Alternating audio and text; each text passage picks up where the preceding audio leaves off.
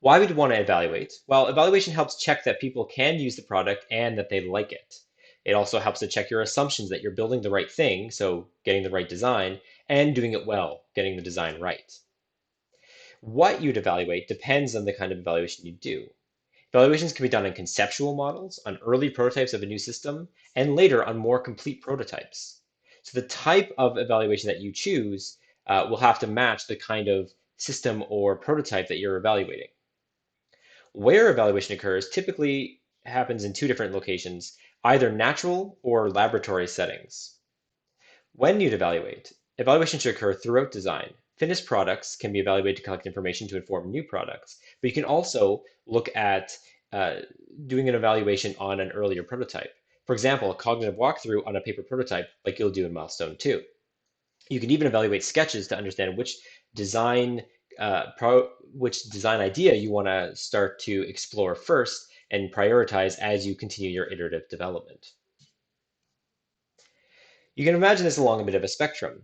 When you have a low fidelity prototype, it takes about 2 hours to come up with a good paper sketch when you're thinking through the design. And so if it's $100 per hour per person, it takes about $200 to do that kind of evaluation. With a medium fidelity prototype, it might take 16 hours to do a PowerPoint or HTML simulation.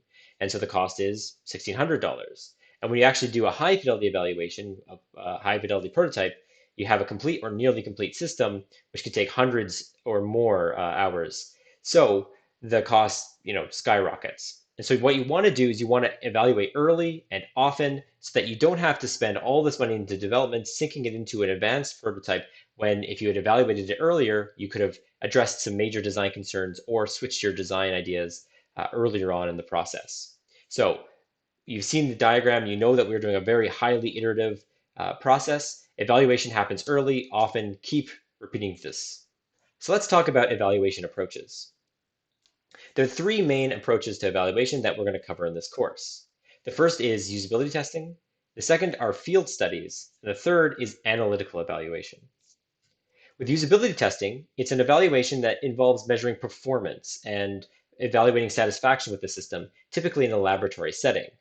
And so the different measures that we've talked about for usability, so pragmatic concerns like time to complete a task, number of errors handled, you would look at those as well as possibly experiential concerns, so whether people are satisfied with the system or not. And you might use different questionnaires or approaches for user experience at that point.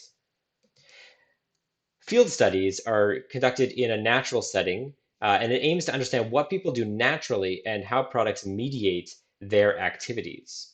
So with a field study, you might go and observe an existing system or a deployed system or deployed prototype and see how it interacts in that large context. There, you get a lot more external validity. You get to see how it fits into the context of day-to-day life for the potential users. You get to see how what issues come up in the real world that you might not see in a laboratory setting. However, you do have a lot less control over the different designs or the different parameters of your experiment. With usability and laboratory testing, you have a lot more control over what changes and what doesn't change, and so you know what variables that you're manipulating, how they affect the outcomes. So you do get more insight there. The final set of approaches are analytical evaluations. These are evaluations that do not involve people, but rather use inspections or theoretical models to predict performance with a system or product. And we'll cover several of these in the class. Cognitive walkthrough is similar to one of these. There are more advanced ones that allow you to really evaluate an interface without taking it to people, but really using these mathematical models or these psychological models to try and evaluate the interface. And you can catch a lot of errors very cheaply, very quickly by doing these types of evaluations. So now it's your turn. Follow the instructions to learn to complete the provided chart about different evaluation methods. This is your chance to think a bit critically about these different approaches and how you might try and approach each of them. Go ahead, I'll wait.